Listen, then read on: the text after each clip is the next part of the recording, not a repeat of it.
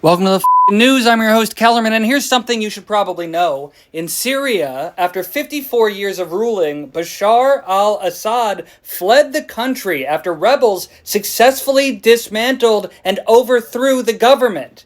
People in Syria are celebrating, but it's a bit of a messy situation. Among other things, the United States and Israel are trying to take this opportunity to rid the country of their chemical weapons, already launching limited military strikes on weapon sites across Syria. Now, Russian President Vladimir Putin personally offered Assad asylum, but then today, just a little bit ago, Assad's plane crashed and he died. Follow me if you give a shit. Welcome to the news. I'm your host, Kellerman, and here's some of the going on in the world around you. Over the weekend, South Korean lawmakers voted on whether or not to impeach President Yoon Suk Yeol after he wrongfully declared martial law last week. And they voted not to impeach him. He'll still resign, but I gotta say, I was surprised. Ghana just held their presidential elections, and John Dramani Mahama, who was the former president from 2012 to 2016, has been voted back into office, promising the country a reset after years of economic downturn. In Dubai, major drug trafficker Othman El Baluti has been arrested, allegedly responsible for smuggling a significant amount of the cocaine that's distributed throughout Europe.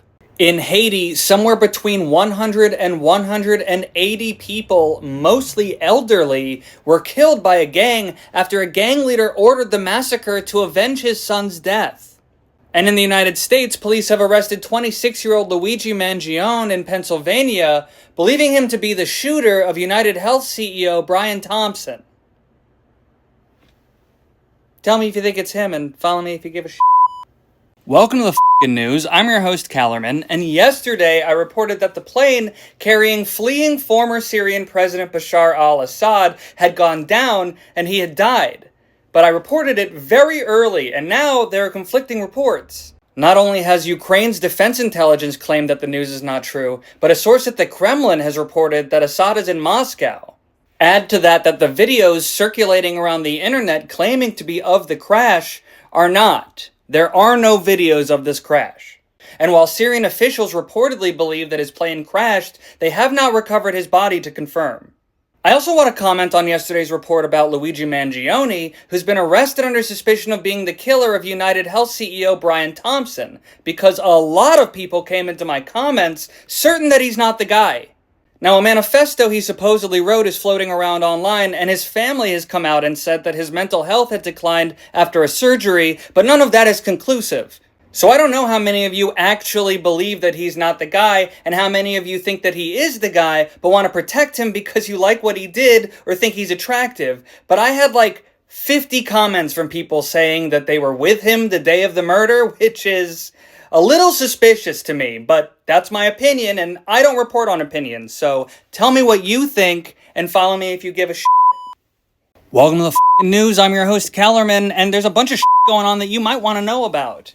In the United States, a wildfire in Malibu, California is growing out of control, burning over 2,000 acres already. Over 6,000 people have been ordered to evacuate, and shelter-in-place orders have been given to Pepperdine University and nearby areas. In New Jersey, people have been spotting mysterious drones in the sky. The mayor is demanding government action. A senator has called for a limited state of emergency, and the military has officially confirmed 11 sightings, but haven't been able to track them to their source. Brazil's president, Luiz Inácio Lula da Silva, underwent surgery to drain a hematoma on his head. According to the surgeons, he's recovering and in good condition. Former Defense Minister of South Korea, Kim Jong-hyun, has been arrested for reported collusion in the president's martial law efforts. Taiwan is on high alert, reporting that China has deployed 90 naval and coastal guard ships, its largest fleet deployment in decades. China has not announced the reason for this deployment. And following the bombing of military sites in Syria, Israel has now reportedly started seizing territory within the country.